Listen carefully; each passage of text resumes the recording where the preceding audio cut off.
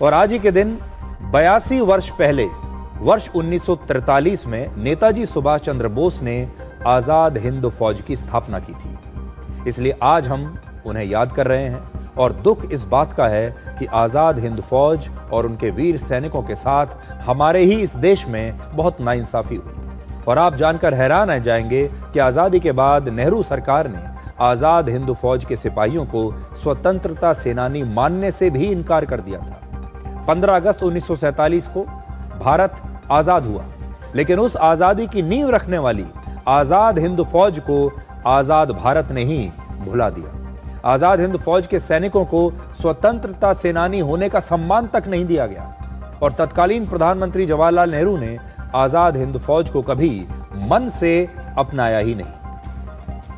वर्ष 2019 में पहली बार गणतंत्र दिवस की परेड में आजाद हिंद फौज के 4 सैनिक शामिल हुए थे और ये वो सैनिक थे जिन्होंने ब्रिटिश शासन के खिलाफ युद्ध लड़ा और उन्हें अंडमान और निकोबार की जेल में रखकर यातनाएं दी गई। आजादी के 72 वर्ष के बाद इन्हें यह सम्मान दिया गया, जबकि वर्ष 1950 में गणतंत्र बनने के बाद भी दिल्ली के राजपथ पर पहली बार गणतंत्र दिवस की परेड हुई, लेकिन तब आजाद हिंद फौज को इस परेड में शामिल नहीं होने दिया गया। वर्ष 1972 में यानी आजादी के 25 साल के बाद पहली बार आजाद हिंद फौज के सैनिकों को फ्रीडम फाइटर यानी स्वतंत्रता सेनानी का दर्जा दिया गया। उन्हें पहली बार स्वतंत्रता सेनानी माना गया। मतलब इतने वर्षों तक हमारे देश की सरकारों ने इन वीर सैनिकों को स्वतंत्रता सेनानी भी नहीं माना। यानी इस फौज में शामिल देशभक्तों ने भारत को आजाद करने के लिए अपनी जान की कुर्बानी दी, अपने परिवारों को छोड़ दिया, हथियार उठाए और न जाने अपने परिवारों से, अपने घरों से कितने वर्षों तक ये दूर रहे। इनमें से कुछ ऐसे हैं जो कभी लौट भी नहीं पाए। लेकिन जब देश आजाद हुआ तो इस देश ने इन सब को इनके हाल पर छोड़ दिया। इन्हें वैसे भी देश से कुछ चाहिए नहीं था। इन्हें कोई मंत्री पद नहीं चाहिए था, कोई संवैधानिक पद नहीं चाहिए था, इन्हें कोई दिल्ली में बड़े बड़े बंगले नहीं चाहिए थे, इन्हें बंगले, घोड़े, गाड़ी ये कुछ नहीं चाहिए था, पैसा नहीं चाहिए था, लाल बत्ती वाली गाड़ी नहीं चाहिए थी, सिर्फ सम्मान चाहिए था। कोई आकर ये तो एक बार धन्यवाद तो कह ही सकता था। कोई आकर इन्हें ये तो कह सकता था कि आप स्वतंत्रता सेनानी हैं, आपकी वीरता की वजह से हमारे देश को आजादी मिली। आजाद हिंद फौज के कैप्टन राम सिंह ठाकुर, जिन्होंने कदम कदम बढ़ाए जा जैसा मशहूर गीत लिखा, उन्हें अपने ही देश में खुद को स्वतंत्रता सेनानी साबित करने के लिए अदालतों के चक्कर काटने पड़े और तब कहीं जाकर भारत सरकार ने उन्हें एक फ्रीडम फाइटर माना। सिर्फ इतनी सी बात, फ्रीडम फाइटर मानने के लिए तैयार नहीं थे। इन्होंने भी कुछ नहीं मांगा था, कोई बंगला, गाड़ी, पैसा कुछ नहीं, कोई पद नहीं मांगा। सिर्फ ये कहा कि इतना तो कह दीजिए कि मैं भी एक स्वतंत्रता सेनानी हूं। नेताजी सुभाष चंद्र बोस की आजाद हिंद फौज में करीब 45,000 से ज्यादा सैनिक थे, जिन्हें युद्ध लड़ने का अनुभव था, जो बहादुर थे, स्किल्ड थे, जिन्होंने देश के लिए अपना सब कुछ कुर्बान किया। लेकिन आजादी के बाद उन्हें भारतीय सेना में शामिल तक नहीं किया गया, जबकि भारत उनकी रणनीति और उनके अनुभव से बहुत कुछ सीख सकता था, उनकी ट्रेनिंग से बहुत कुछ सीख सकता था, उनकी ट्रेनिंग हमारे काम आ सकती थी, लेकिन उन्हें भुला दिया गया। आखिर ऐसा क्यों हुआ?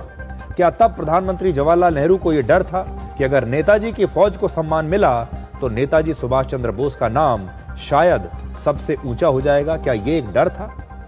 आजादी का श्रेय कौन लेगा, इस पर भी एक अलग लड़ाई चल रही थी।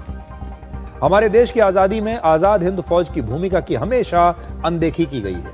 कभी भी हमारे देश के लोगों को सही कहानी बताई नहीं गई और जिस देश की आजादी के लिए इस फौज ने हथियार उठाया, अपने जीवन का बलिदान कर दिया, वही देश इन्हें भूल गया। 21 अक्टूबर 1943 को सुभाष चंद्र बोस ने ही अस्थाई आजाद हिंद फौज, अस्थाई आजाद हिंद सरकार की स्थापना की थी। यह पहली भारत सरकार थी और यह स्थापना आप सोचिए उन्होंने 1943 में ही कर दी थी, जो भारत की आजाद हिंद सरकार थी। और इस सरकार को जापान, जर्मनी और इटली जैसे 9 देशों ने मान्यता दे दी थी। यानी दुनिया ने तब भारत की इस आजादी को स्वीकार कर लिया था। इसके अगले ही साल 1944 में ब्रिटिश राज के खिलाफ भारत की पहली जीत हुई, मणिपुर के मोइरांग में। जहां आजाद हिंद फौज के कर्नल शौकत मलिक ने पहली बार भारत का तिरंगा फहराया, जो ब्रिटिश शासन पर आजाद हिंद फौज की विजय का एक प्रतीक था। और आज भी हर साल 14 अप्रैल को वहीं पर INA फ्लैग होइस्टिंग डे मनाया जाता है। दूसरे विश्व युद्ध के बाद ब्रिटिश सरकार ने आजाद हिंद फौज के 3 अफसरों को, प्रेम सहगल, गुरबख्श सिंह ढिल्लों और शाहनवाज खान पर दिल्ली के लाल किले में देशद्रोह का मुकदमा चलाया। लेकिन जब यह मुकदमा शुरू हुआ तो भारत के लाखों लोग गुस्से में सड़कों पर आकर विरोध प्रदर्शन करने लगे। यहां तक कि उस समय की रॉयल इंडियन नेवी में भी विद्रोह हो गया और बाद में यही आंदोलन 1947 में आजादी मिलने की एक बहुत बड़ी वजह बना। यानी जनता ने आजाद हिंद फौज को अपने दिल में जगह दी, नेताजी सुभाष चंद्र बोस को अपने दिल में जगह दी। लेकिन कांग्रेस की सरकारों ने वर्षों तक उनके योगदान को उचित सम्मान नहीं दिया और उनके साथ यह अन्याय किया। आजाद हिंद फौज ने देश की आजादी में बहुत बड़ा योगदान दिया है, लेकिन आजाद भारत की शुरुआती सरकारों ने उन्हें वर्षों तक सिर्फ और सिर्फ अपमान दिया और इंतजार करवाया।